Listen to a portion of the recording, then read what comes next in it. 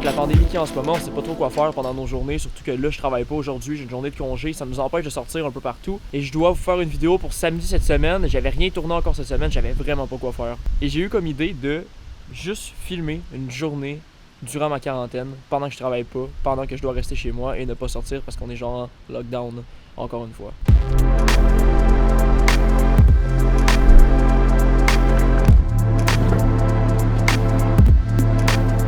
En ce moment, je suis dans un gros dilemme à savoir quelle caméra est-ce que je dois m'acheter prochainement parce que je veux garder ma Sony A6500 avec laquelle je filme présentement parce que la qualité est juste excellente. Je peux changer de lentille, j'en ai plusieurs, je suis déjà très bien équipé au niveau de cette caméra-là, donc j'ai pas envie de la changer, j'ai envie de continuer à filmer avec. Mais j'ai envie de plus l'utiliser pour prendre des photos ou des beaux B-roll. C'est pourquoi j'ai vraiment envie de m'acheter une caméra avec laquelle je peux me voir aussi quand je me filme. Une caméra avec laquelle je vais pouvoir me filmer moi-même quand j'ai envie de faire des plans vlog et non l'utiliser en permanence. J'avais acheté l'année passée la Canon G7X Mark II. C'est une caméra que tout le monde recommandait, une caméra que tout le monde avait pour faire des vlogs. Ça fonctionnait super bien, la qualité elle était ça coche. J'avais même un flip screen dessus, ce que j'ai pas sur cette caméra en ce moment. Donc là, je me filme, je sais à peu près que je peux me voir parce que j'ai un objectif grand angle, mais je sais pas si la luminosité est bonne, je sais pas si le zoom est bon. Par exemple, je veux zoomer, je sais pas si je vais être trop zoomé, pas assez zoomé parce que je peux pas me voir directement. Et ça, c'est un gros handicap à propos de cette caméra-là.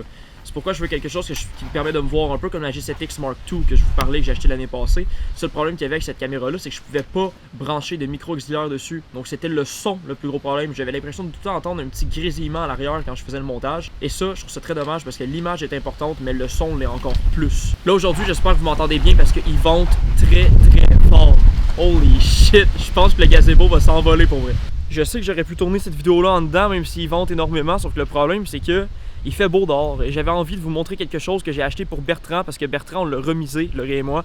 On va plus le sortir de l'année parce que, bon, il y a plusieurs raisons. Premièrement, c'est que il commence quand même à faire froid. Les nuits, des fois, ça tombe en bas de zéro. Deuxième raison, on aura tout simplement pas le temps de faire des voyages avant que l'hiver arrive parce que Laurie est au cégep, elle a énormément de devoirs et d'avoir des fins de semaine de congé de 4 jours, c'est compliqué. Donc on pourra pas se permettre de partir 1 ou 2 semaines avant que l'hiver arrive, ça va être plus l'été prochain. Mais au moins, on a acheté notre camping-car cette année qui va nous permettre d'organiser des voyages l'année prochaine. De toute façon, avec le COVID, tout ce qui se passe, ça devient compliqué quand même de voyager pour se promener un peu partout. Surtout que là, il y a plein de zones qui retombent en zone rouge. Ça, c'est le fameux code de couleurs, on les connaît tous, jaune, orange, rouge, les couleurs de l'automne. C'est pour ça qu'on a remisé Bertrand. Mais je voulais vous montrer un truc cool que j'avais acheté. Ce que j'ai acheté pour Bertrand, je voulais en faire une vidéo complète là-dessus. Le seul problème, c'est que je trouvais que c'était pas juste intéressant de faire une vidéo là-dessus, il y avait pas assez de contenu à faire. Mais je voulais quand même vous le montrer parce que pour ceux qui sont adeptes de camping, de survie un peu, c'est quelque chose que j'ai payé, je pense, aux alentours de 40$ sur Amazon. Je vais vous mettre le lien dans la description de la vidéo de toute façon. C'est tout simplement une pelle. Comme vous l'avez vu au début, ça rentre là-dedans. Une fois tout refermé, ça rentre dans cette petite pochette-là. C'est vraiment pas gros. Et c'est une pelle portative qui se plie, qui peut se déplier, qui peut devenir une genre de pioche aussi. Bon, je pense pas que vous allez pouvoir vous aventurer dans vos mines favorites pour aller récolter du fer et après ça aller le revendre au marché aux puces à Saint-Eustache. Je pense pas que ça fonctionne comme ça. Mais au moins, je pense que si jamais vous êtes coincé ou il y a de la glaise à briser ou quoi que ce soit, je pense que ça peut être suffisamment solide pour être capable de vous déprendre de là et pouvoir vous aider au moins un outil qui est un peu efficace. Mais sinon, je pense que le principal intérêt de cet outil-là, c'est vraiment la pelle. Là, vous allez me dire que c'est pas gros, il n'y a pas moyen de forcer, mais il y a les différents embouts qui viennent avec. Donc, si on visse ça là-dedans, je vais le faire, c'est un peu long. Je pense qu'on va faire un petit cut au montage. On prend le deuxième embout, on le visse là-dedans aussi, pour que finalement, ça nous donne une petite pelle quand même à part entière, et on a assez de place pour la tenir et pouvoir quand même forcer comme il faut pour pouvoir déterrer les trucs. Ce qui est cool aussi, c'est que tout le tour de la pelle, il y a une espèce de lame, là, bien entendu. Je vais pas essayer, je pense pas que ça coupe, je pense pas qu'elle est aiguisée. Je pourrais la faire aiguiser pour être sûr, mais je vais quand même pas frotter mon doigt dessus quand même. Et sur le côté, on a des espèces de dents de scie pour si jamais on aurait besoin de couper du bois ou même d'ouvrir une bouteille avec l'autre bouteille qui est juste ici. À part ça, ce qui est cool, c'est que là, on a vissé les embouts, mais si je les enlève, on va les enlever. Maintenant qu'on les a dévissés, maintenant qu'on les a vissés, on va les dévisser. Dans chaque embout, vous voyez qu'il y a une espèce de petit truc ici, vous pouvez tourner. On peut dévisser ça. Et à l'intérieur, il y a un autre outil. C'est tout simplement un sifflet. Si vous êtes perdu en forêt, vous sifflez là-dedans. Je vais pas le faire parce que ça siffle tellement fort. Je l'ai essayé une fois sans m'y attendre en fait et ça m'a brisé les tympans. C'était atroce. Donc on a un petit sifflet si jamais vous êtes en cas de... Par exemple, vous êtes perdu en forêt, vous entendez des gens qui vous recherchent et vous êtes loin, ils sont pas capables de vous entendre quand vous criez. Vous sifflez avec ça, je peux vous garantir qu'ils vont entendre le sifflet. C'est assez violent comme son. Et dans l'autre partie, juste ici, on en a un autre qu'on peut dévisser. Et une fois dévissé, on a accès à un petit couteau avec d'autres dents de scie et un truc assez pointu. Vous pouvez le visser de l'autre côté comme ça pour pouvoir l'utiliser vraiment comme, par exemple, vous voulez couper quelque chose, vous avez besoin d'un manche quand même pour bien utiliser votre couteau. Vous pouvez juste le placer comme ça. Et là, ça vous donne un petit couteau. Vous pouvez couper comme ça, ou peut-être même scier des petites branches. Et si vous mettez tout, exemple, vous rachetez ça comme ça pour le mettre encore plus long, le bout comme ça peut servir à, par exemple, vous êtes vraiment mal pris, vous êtes dans une rivière, il y a des poissons, vous avez besoin de chasser, de manger, de pêcher, vous n'avez pas de canne à pêche, vous n'avez pas rien pour vous en fabriquer une. Mais par miracle, vous avez votre pelle portative avec vous. Je sais pas c'est quoi les chances que ça arrive. Mais vous avez ça ici. Vous pouvez vous mettre au-dessus de la rivière, par exemple. Et par exemple, il y a un poisson qui passe. Vous êtes assez habile. Pac, vous le pognez. Et voilà, vous avez votre souper. Je suis pas trop un mangeur de poisson, mais j'imagine que dans un cas de survie, je me plaindrais pas si je réussis, par exemple, à attraper un gros brochet, à me le faire cuire sur le feu. Ça doit être quand même un festin. On est perdu dans le bois et qu'on n'a pas mangé depuis 3 jours. Ah oui, aussi, j'ai oublié de vous montrer.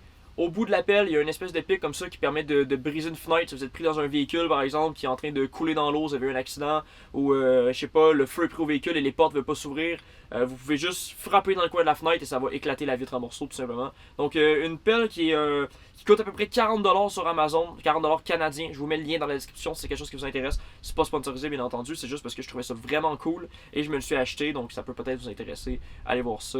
C'est quand même un outil qui est assez cool à montrer, assez pratique si on a à l'utiliser un jour. Et ce que j'apprécie de cette pelle-là, c'est le fait qu'elle se range de manière minimaliste, on va dire, parce que, comme vous le savez, ceux qui ont un camping-car ou ceux qui suivent des gens qui ont un camping-car, le but de ce mode de vie-là, quand on part en voyage ou quand tout simplement on habite à l'intérieur de ça, c'est de pouvoir être le plus minimaliste possible pour ne pas traîner trop d'objets, pour pas que ça prenne trop de place. Et avec cette pelle-là, une fois bien rangée, comme ça, et comme ça, on referme. Et ça se trouve là-dedans. Je pense que j'avais même oublié mes souliers. Oui! Ils sont là!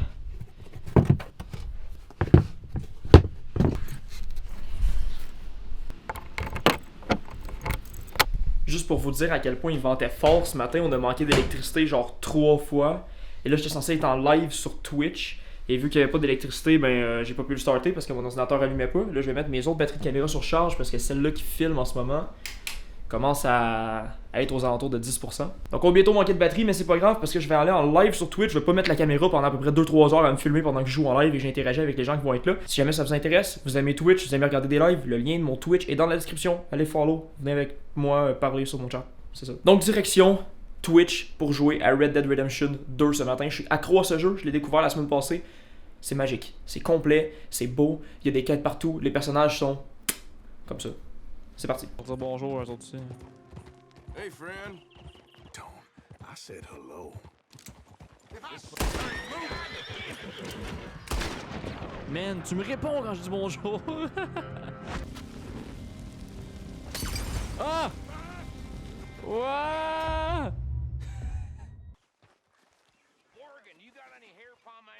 Qu'est-ce qu'ils font? Check-les! Ils sont un à travers les autres, un assis sur l'autre.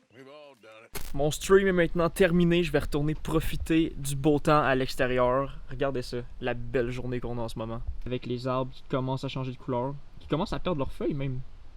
Regarde, ça va vite quand même. Je vous remercie d'avoir regardé cette vidéo, guys. On se dit à la prochaine pour une autre vidéo. Samedi prochain, une vidéo chaque samedi. C'est le nouvel horaire de la chaîne. On essaie de rester constant. J'essaie de vous poster à chaque samedi. Les liens importants sont comme à mon habitude dans la description. Donc mon Instagram, mon Twitch. Vous pouvez aller voir si ça vous intéresse. Et on se dit à la prochaine pour une autre vidéo. Merci d'avoir écouté. C'était Gab. Never not, never under yard, never ever, I'm forever on. Check my repertoire, check my repertoire, don't check me not. Unless it's checks involved, I've been feeling like I'm next to God. Next to God, next to God.